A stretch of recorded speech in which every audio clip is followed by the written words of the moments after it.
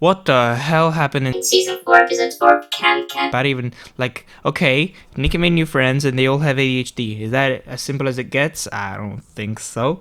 I have a feeling we can link all the events that happen together to find, like, a scheme of a sort of conspiracy. With Miss Pris, did she kill someone? Anyway, let's start from event number 1, the Ponzi scheme. Fratelli d'Italia. We didn't actually see it. We saw it get demolished, and thanks to Quartermaster, we can see that they were doing a Ponzi scheme with makeup equipment. And I don't think it's Gwen's, because Gwen, first of all, she isn't that girly. Second of all, she's worried about something else, some female haptic devices, or she said too much. Yeah, the makeup equipment, where would they get it? If not from the Flower Scouts, right? And so they took the makeup equipment from the Flower Scouts, which might explain why we find the Flower Scouts later that day. By the way, what the hell is a Ponzi scheme? I had to look it up. Some Italian dude called Charles Ponzi was like, yo, I'm gonna have customers. Listen, the first customer is gonna pay me, and then I'm gonna be in debt, because I gotta give him the money back.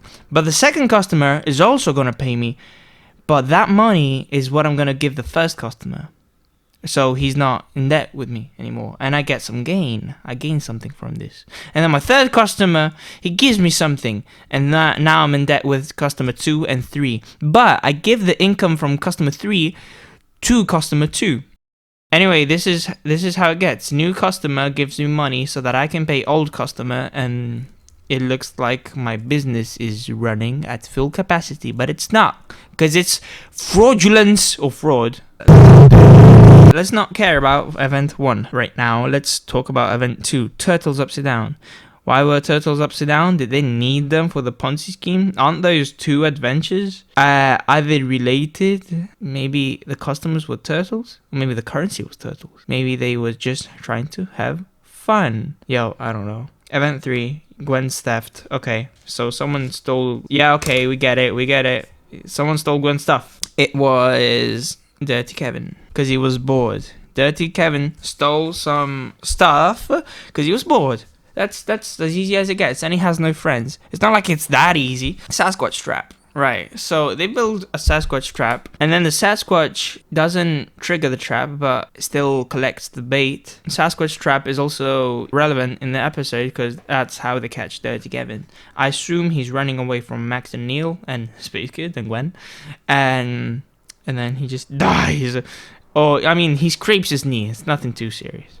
And event 5, Miss Pris and the van. Now, this is like the most interesting thing, because we see this dude wrapped up in something. I don't know what it is. I think it's both used to conceal what he's supposed to look like and to carry him. He looks like a businessman, and because I don't know, the only shoe he has is pointy, and he has gray trousers. So, what happened to that man?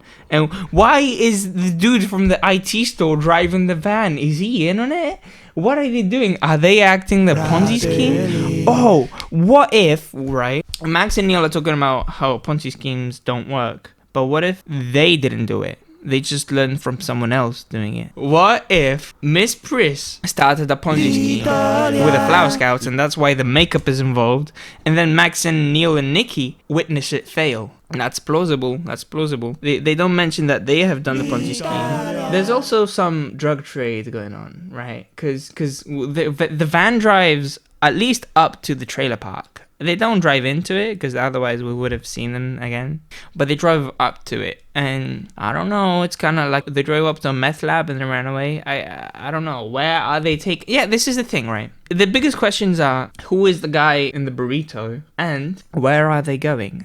Are they just running from Quartermaster? But no, they're not, because they ran away before Quartermaster arrived. And now I'm gonna look at the drug trade episode to understand if maybe it's a drug cartel thing, Okay, so I watched it, and what I found is that the IT store guy actually got high from the cookies, so that might be the start of why he's associated with Miss Priss. And I didn't find a clue in that episode about who the victim is. I didn't find a person who could fit with the body. Maybe the drug lord in Koibo? I don't know. I didn't see his shoes. Anyway, they ran away before Quartermaster came. And that brings me to event number 6.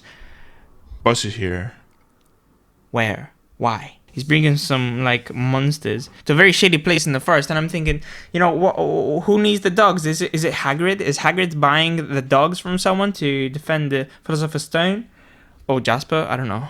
So now he's bringing dogs to someone, right? But who? I mean, I guess Quartermaster is pretty mysterious. I think it was supposed to pick someone up, like, Bus is here. and then he opened the door, and then Why are you here? because he didn't expect the kids, obviously. So anyway, that's another mystery. We get to the trailer park, and there's a dude that might be.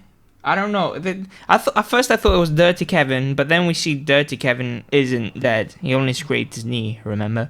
But no, I think he might have been like Jesse Pinkman or something, because he does exist in this universe. At least the doppelganger, for copyright reasons.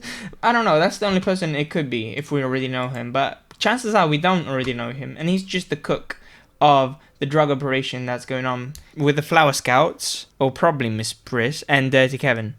Anyway, he dies anyway, so the chain of production is cut. And it looks like he has a fire hydrant. I don't know if he's saving his ass. Yeah, he is saving his ass. It's like that episode of Breaking Bad where they make stuff wrong and they get like phosphine gas or something, and it's as poisonous as mustard gas, and that's literally what Nikki references. So, I don't know. Event 8 is we meet the Wood Scouts and the Flower Scouts. Now, why are the Wood Scouts out in the forest? Okay, so they just came to fight Nicky, Neil, and Max. But the Flower Scouts, what are they doing? I don't think they want anything to do with the drug trade. I think it's something that they might have passed down to Miss Priss. And now she's taken down the the Mexican overlord, the Mexican kingpin, and she's running away with her associate. Why does she have that associate? Because he loves getting high on meth. He loves meth. Where did they get the meth from? From the trailer park. What does the Ponzi scheme have to do with it? That seems like important, you know? What if Nikki, Max, and Neil witnessed the end of the Ponzi scheme that Miss Priss organized with the makeup equipment and the drug operation behind that? And they said, okay, it's failing. Okay, it failed. We now learned it's not that good. And Miss Priss is trying to tie up loose ends or something, and for some reason she has to kill the Mexican kingpin, and I don't know. It's old stuff. We should wait for the other episode to realize what was going on. I think I think, you know, as Quartermaster put it, these are some revelatory exploits, but I think we need to wait a couple of episodes to find out what's going on. For now, we should just enjoy Erin's new style, because she's so pretty. Oh my god. Do I have a crush on a cartoon character? Maybe. I don't know. Amazing video that was. You just watched some Joshburger. He talks about music all the time, but this video was a little different. What do you have to say, Funky Beetle? You know, okay, Joshburger's a nice lad, but you gotta give it up for his Patreons. You know, we get people like Sarah Tilgner. I mean, she's donating to him, but, you know, we all know she has really good content anyway. So, you know, to anyone listening, I'd advise to watch her content. She's a Ruby tuber, just like Joshburger. She still focuses on the music, and she speaks to Alex Abraham every once in a while, so she knows her stuff. And then we get Giorgia, David, and Roberto, and those are just some of the greatest supporters of Joshburger there. Yeah, I mean, that's the thing. You know, how would you become a Patreon and support Joshburger? It's because of benefits like requesting videos and having your name included in the end credits. I mean, isn't that just lovely? Yes, absolutely. But I actually prefer the blooper videos he has exclusively for his Patreons. They crack me up.